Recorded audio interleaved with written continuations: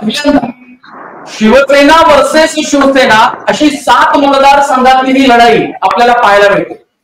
ही काही 7 मतदारसंघामध्ये शिवसेना वर्सेस शिवसेना नाही, मी यासाठी त्याचा उल्लेख केला की 5व्या टप्प्यात 7 मतदारसंघात ही थेट लढत शिवसेना वर्सेस शिवसेना आपल्याला पाहायला मिळते।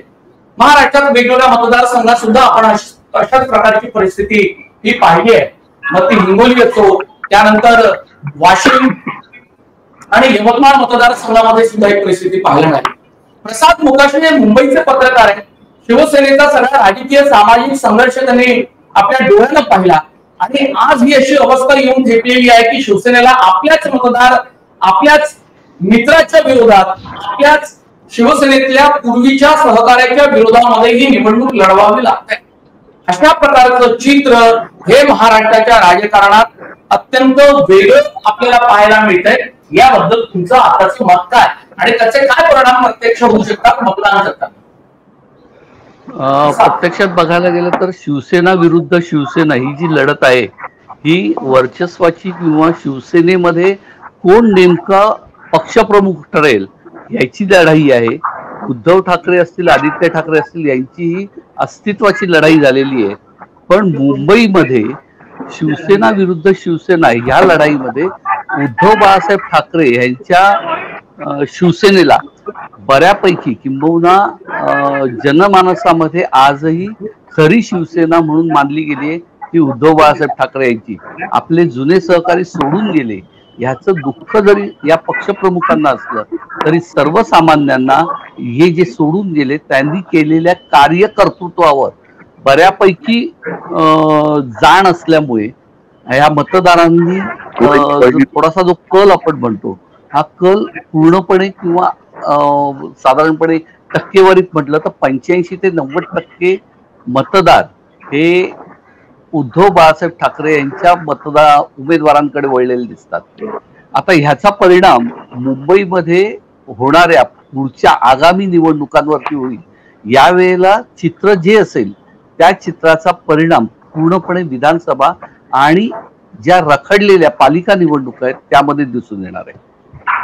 पालिका निवडणुकांमध्ये शिवसेनेच्या मग नकली शिवसेना कोणाची आणि असली शिवसेना कोणाची हे यावेळच्या ह्याच्यात त्याची चुणूक दिसेल आणि त्याचं खरं प्रतिबिंब हे पालिका निवडणुकांमध्ये दिसून येणार आहे। मुंबईतले जेवढे मतदारसंघ आहेत जिथे जिथे शिवसेनेने निवडणुका लढवलेल्या आहेत किंवा लढवत आहे आणि जिथे शिवसेना विरुद्ध शिवसेना अशी लढत होते त्या ठिकाणी मतदारांचा जो कल आहे हा पूर्णपणे शिवसेना फुटली याचं दुःख किंवा याचा सल मनात ठेवून ते यावेळेला मतदानाला उतरलेले आहेत। त्यामुळे असं आपल्याला मानायला हरकत नाही, जसं मगाशी प्रमोद चंचुरने म्हटलं की उत्तर मुंबई सोडलं तर बाकी सर्व ठिकाणी उद्धव बाळासाहेब ठाकरेच्या उमेदवारांकडे झुकता कल आहे।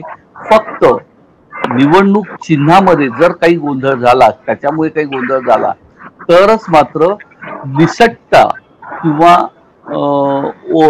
एखाद्या उमेदवाराच्या मतांच्या टक्केवारीमध्ये, विजयाच्या टक्केवारीमध्ये काही प्रमाणात फरक पडेल असं वाटतं।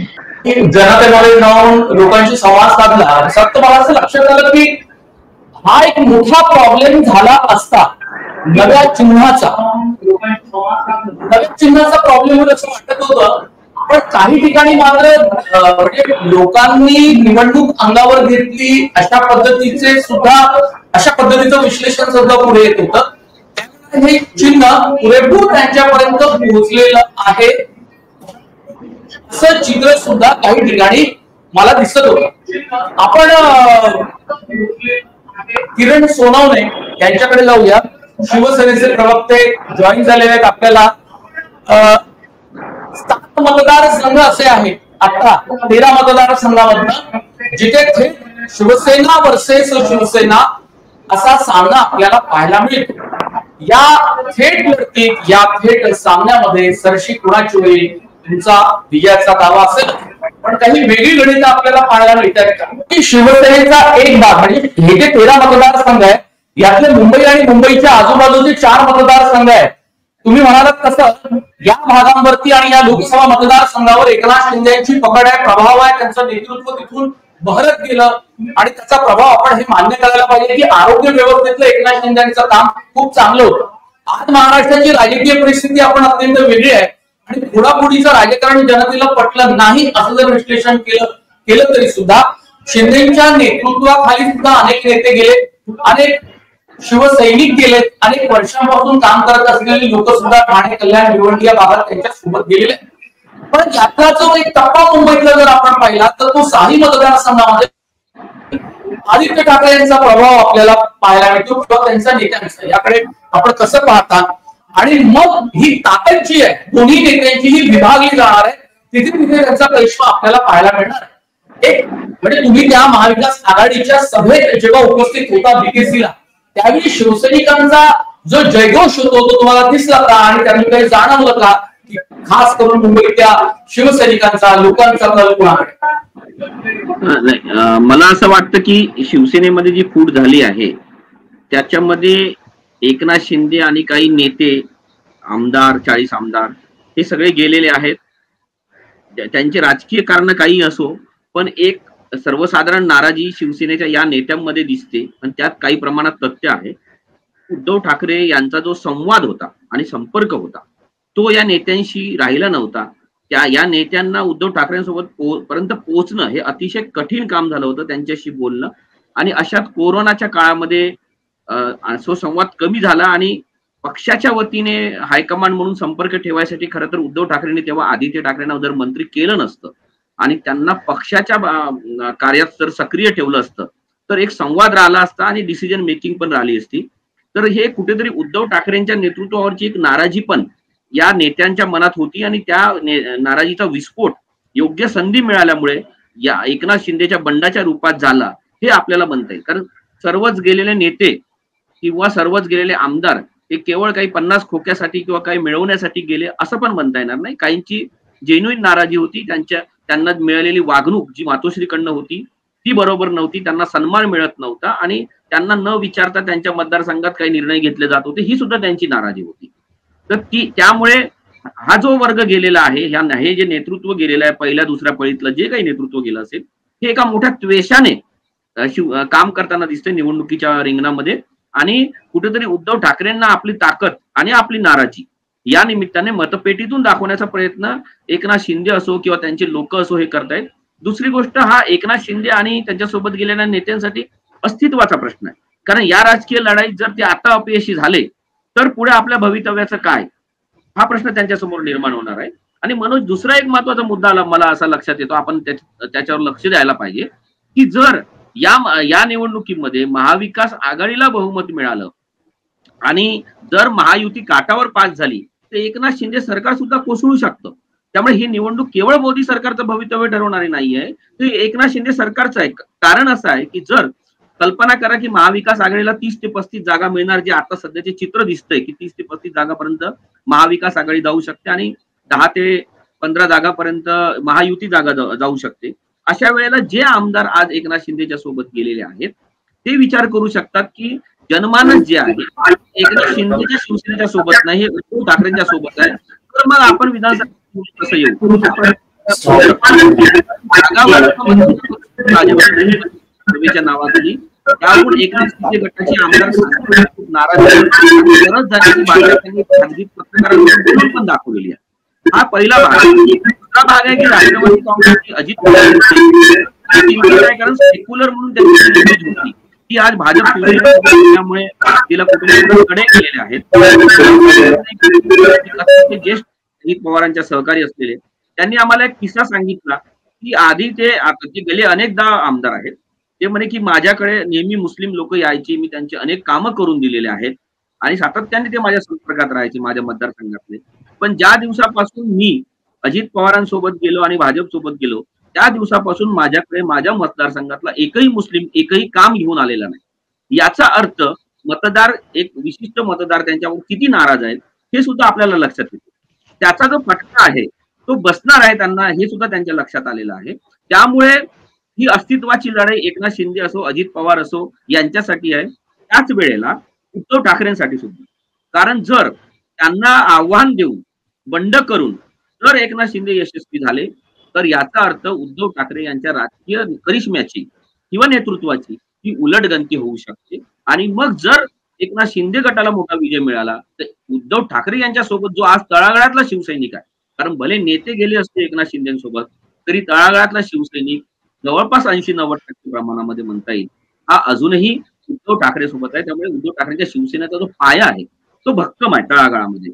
हा पाया खिळखिळा होण्याची सुरुवात होऊ शकते आणि विधानसभा निवडणुकीत त्याचा मोठा फटका सुद्धा आपल्याला उद्धव ठाकरे यांना बसलेला मिळू शकतो. त्यामुळे हे दोनही गट ईर्षेने, द्वेषाने आणि पूर्ण ताकदीनिशी रिंगणात उतरलेले आहेत आणि पूर्ण ताकदीनिशी एकमेकांच्या विरुद्ध, जिथे उमेदवार उभे आहेत त्यांचे खास करून एकमेकांच्या विरुद्ध, तिथं पूर्ण ताकदीनं ते लढताना दिसतात. संदीप चव्हाण राजकीय मार्गांकन केलेले, मतदारसंघाचा अभ्यास असलेले, दक्षिण मध्य मुंबईचा खूप नीट व्यवस्थित जातीय, सामाजिक, आर्थिक दृष्ट्या त्यांचा अभ्यास आमच्या अनौपचारिक गप्पांमध्ये त्यांनी मला काही दिवसांपूर्वी मी त्यांना विनंती केली होती की तुम्ही या मॅक्स महाराष्ट्रावर चर्चा करायला.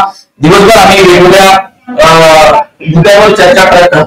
तर दक्षिण मध्य मुंबईमध्ये शिवसेनेचा हा उभा संघर्ष आपल्याला कसा दिसतो आणि या संघर्षातून शिवसेनेच्या अस्तित्वाचं नेमकं काय होईल आगामी काही काळामध्ये आणि विधानसभेच्या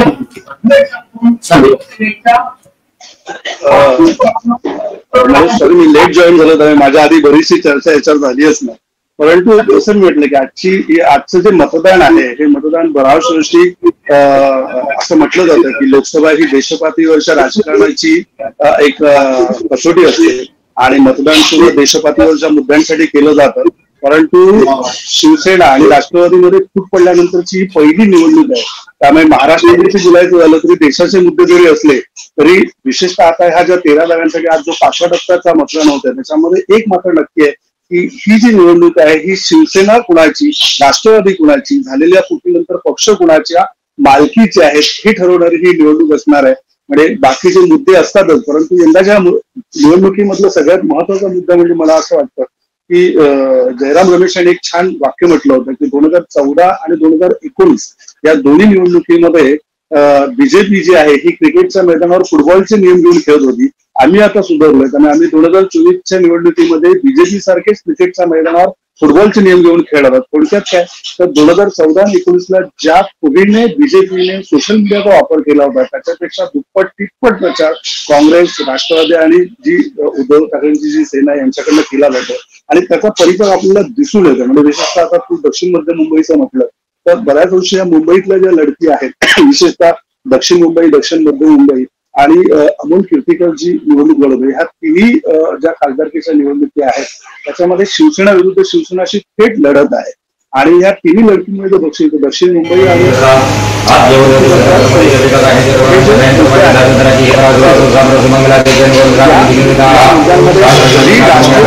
तरी शिवसेनेच्या भोवती हे मुद्दे विशेषपणे फिरत राहणार. आणि जसं तू बघा की विशेषतः दक्षिण मध्य मुंबईचा जो विचार केला तर या सगळ्या मुंबईतल्या निवडणुकीमध्ये काँग्रेस हा फॅक्टर जो तो सगळ्यात महत्व करणार आहे. कारण शिवसेना आणि बीजेपीची ज्यावेळी बाळासाहेब ठाकरे, प्रमोद महाजन असल्यापासून जी युती आहे त्या युतीमध्ये तू बघशील की शिवसेनेच्या ह्या ज्या सगळ्यात थेट लढती होत्या ह्या नेहमी काँग्रेस विरुद्ध झालेल्या आहेत. विशेषतः जे शिवसेनेचं जे बलस्थान आहे मुंबई, ठाणे, कोकण याच्यामध्ये त्यांचा प्रमुख पारंपरिक प्रतिस्पर्धी जो तो काँग्रेस राहिलेला आहे आणि काँग्रेसची मतं ही तिथेच आहेत. काँग्रेसमध्ये शिवसेना आणि राष्ट्रवादीसाठी फूट पडलेली आहे.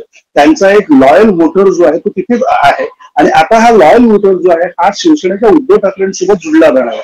अर्थात राजकारणामध्ये 1+1=2 असं कधीच नसतं, परंतु एक जी जनभावना आहे त्या जनभावनेच्या सहानुभूतीचा जर विचार केला तर मला असं वाटतं हा काँग्रेसचा जो फॅक्टर आहे तो निर्णायक ठरणार. मी थोडंसं तुला आकडेवारी सांगतो की विशेषतः आता जर तू दक्षिण मुंबईचा जर विचार केला तर ह्या दक्षिण मुंबईमध्ये 6 मतदारसंघ येतात. एक येतो अणुशक्ती नगर जिथून नवाब मलिक आमदार होते आणि तुला आठवत असेल की ज्यावेळी राष्ट्रवादीच्या स्थितीची चर्चा झाली नागपूरच्या हिवाळी दिवसात तुम्ही आम्ही होतो त्यावेळी नवाब मलिक जे आहेत ते सत्ताधारी पक्षावर बसल्यानंतर एक प्रचंड मोठा गदारोळ उठला होता आणि बीजेपीने त्याला ताकदीने विरोध केला होता आणि त्यावेळी प्रेस कॉन्फरन्स घेऊन राहुल शेवाळ्याने नवाब मलिक हे देशद्रोही आहेत असं म्हटलं होतं आणि ती कुठेतरी सल जी आहे ती नवाब मलिकांच्या मनात आजही आहे.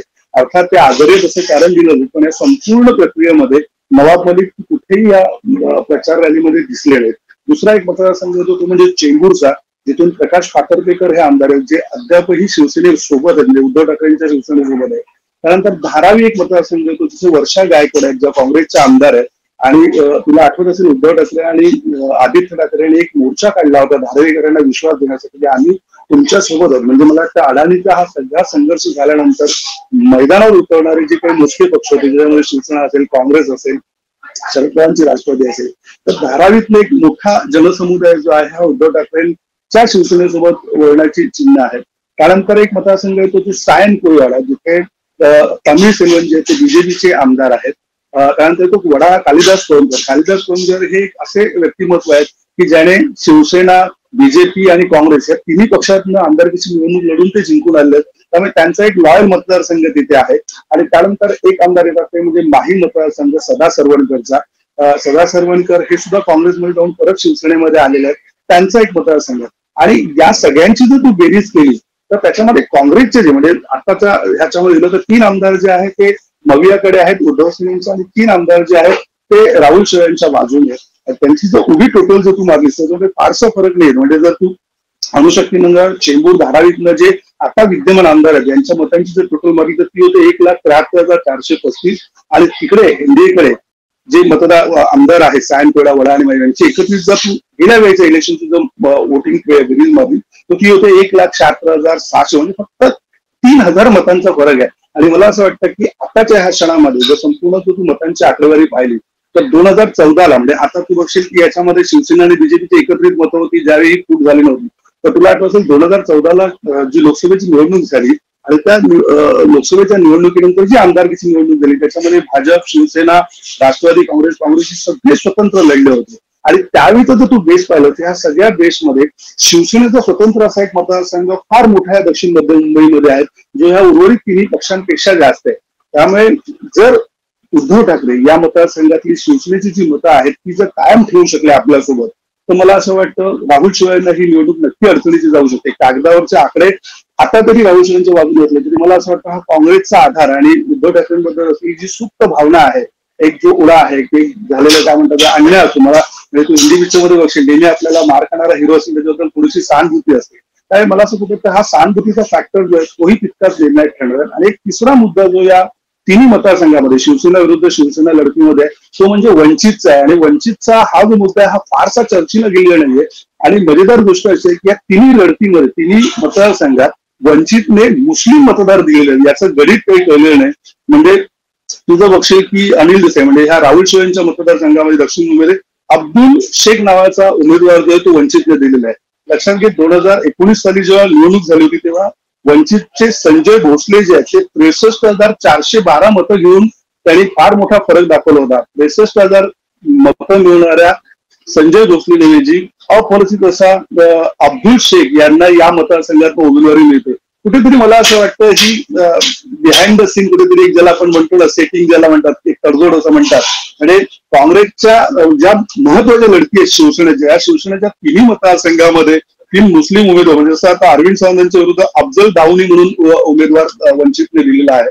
संजय दिमा पाटलीच्या विरोधात दौलत खान नावाचा एक कॅन्डिडेट आहे. हे 3 उमेदवार वंचितने देणं मला असं वाटतं कुठेतरी शिवसेनेच्या पत्त्यावर आणि येणाऱ्या बीएमसीच्या जे मध्यंतरी चर्चा चालू होती शिवसेना आणि वंचित एकत्र येणार का, मला असं वाटतं ही त्याची पायाभरणी आहे.